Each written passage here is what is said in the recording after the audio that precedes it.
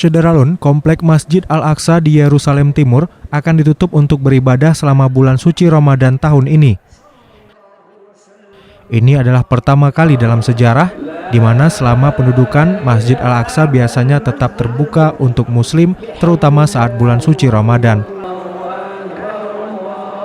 Tindakan ini sendiri didasari atas pertimbangan menahan laju penyebaran virus corona.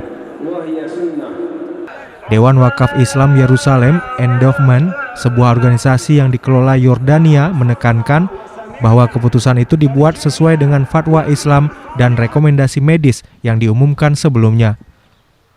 Masjid Al-Aqsa adalah situs suci ketiga di dunia untuk umat Islam. Orang-orang Yahudi menyebut daerah itu kuil gunung, mengklaim itu adalah situs dua kuil Yahudi di zaman kuno. Israel menduduki Yerusalem Timur, tempat Al-Aqsa berada, selama Perang Arab-Israel 1967. Sampai saat ini pihak berwenang Palestina telah mengonfirmasi setidaknya 81 kasus virus corona di Yerusalem Timur. Sementara jumlah kasus baru coronavirus di Israel telah mencapai 12.500 lebih dengan 140 kematian.